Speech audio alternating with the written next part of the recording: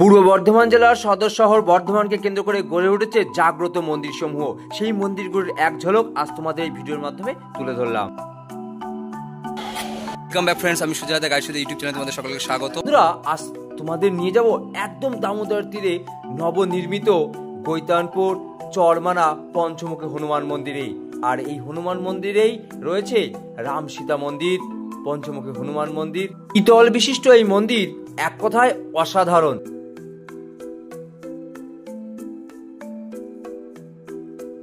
জয় খণ্ডকোষের এক বিখ্যাত রাম সীতা মন্দির আমরা চলে এসেছি। আজ তোমাদের এই মন্দিরে দেখাবো। হয়তো তোমরা এই রোগে ইউটিউবের পর্দায় কোনোদিন এই মন্দির দেখোনি। আজ তোমাদের দেখা চলেছে একদম দামোদর নদীর তীরে অবস্থিত এই অপূর্ব সুন্দর মন্দিরটি। চলো আমার সঙ্গে ঘুরে দেখো। রথতলা কাঞ্চননগর থেকে মাত্র 3.5 কিলোমিটার দূরত্বে অবস্থিত এই মন্দির বর্তমানে সকলের কাছে আকর্ষণের কেন্দ্রবিন্দু হয়ে উঠেছে। কেন?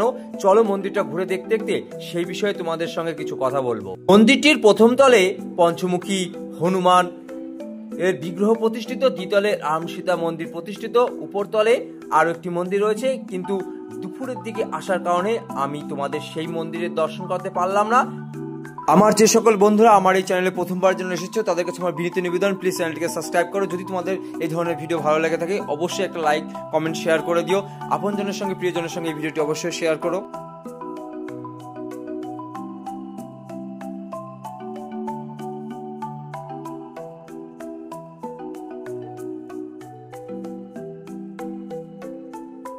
তবে এই মন্দিরের দ্বিতীয় তল থেকে সম্পূর্ণ উন্মুক্তভাবে দামোদর নদীকে দেখা যায়। এক অপূর্ব স্নিগ্ধ দামোদর নদী বয়ে চলেছে এই মন্দিরের একদম কোল দিয়ে। রামনবমীর দিন এখানে এক বিরাট বর্ণাঢ্য অনুষ্ঠান হয়ে থাকে। তো বন্ধুরা, তোমরা বছরের যে কোনো সময় এই মন্দিরটি চলে আসতে পারো। ভিডিওটি আজকে এখানে শেষ করছি। দেখা হবে নতুন কোনো ব্লগে। যদি ভিডিওটি ভালো লাগে অবশ্যই লাইক, কমেন্ট, শেয়ার করে দিও। আজকে তোমাদের জন্য একটা অপূর্ব সুন্দর মন্দির নিয়ে এসেছি। যদি ভিডিওটি অবশ্যই ভালো লাগে অবশ্যই লাইক, কমেন্ট, শেয়ার করে দিও।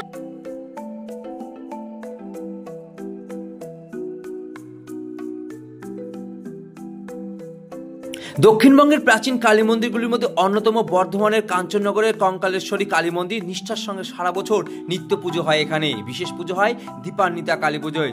বাংলা 1323 সালে দামোদর নদীর তীরে পাওয়া যায় কঙ্কালেশ্বরী কালীর মূর্তি।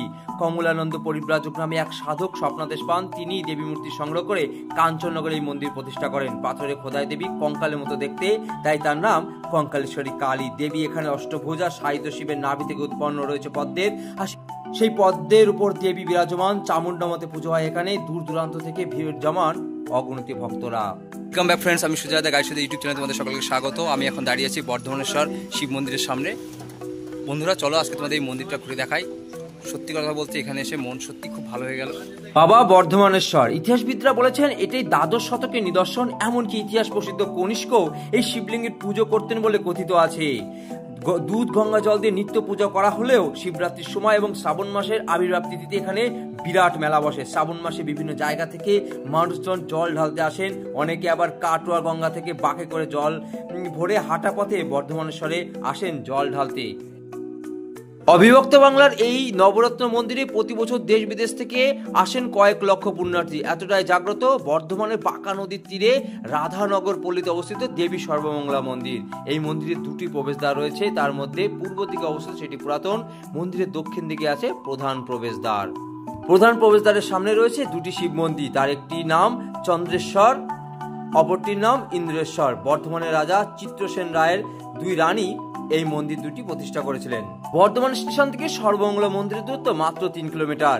বর্ধমানের রাজা কীর্তিচাঁদ রায় এই মন্দির তৈরি করেছিলেন। এখানে সর্বমঙ্গলা মন্দির ছাড়াও রয়েছে 5টি শিব মন্দির। মন্দিরের বাইরে পূর্ব দিকে দরজার পাশে আছে ধনলক্ষ্মী মন্দির। সকাল 6টায় মন্দির খোলা হয়। পুজোর সময় দুপুর 12টা পর্যন্ত। ভক্তদের অন্নভোগ খাওয়া হয়ে গেলে দুপুর 1টা থেকে 1:30টার মধ্যে মন্দির বন্ধ হয়ে যায়।